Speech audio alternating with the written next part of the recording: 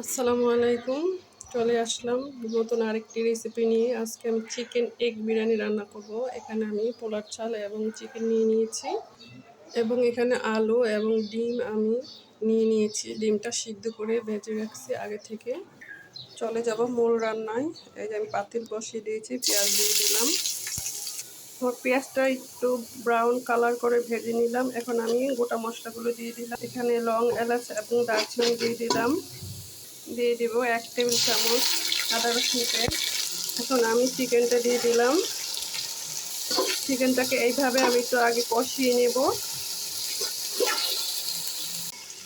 দিয়ে দেব বিরিয়ানির মশলা, আমি অর্ধেক পরিমাণ দিলাম।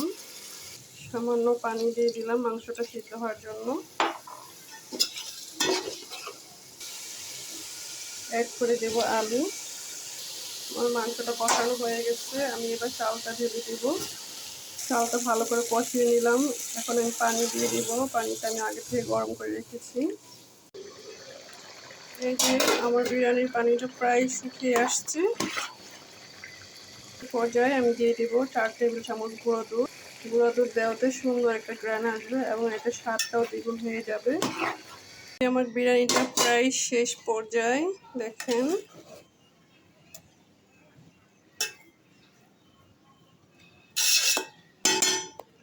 আমি সবগুলো ডিম দিয়ে দিলাম একে একে। হয়ে গেল আমার চিকেন এগ বিরিয়ানি।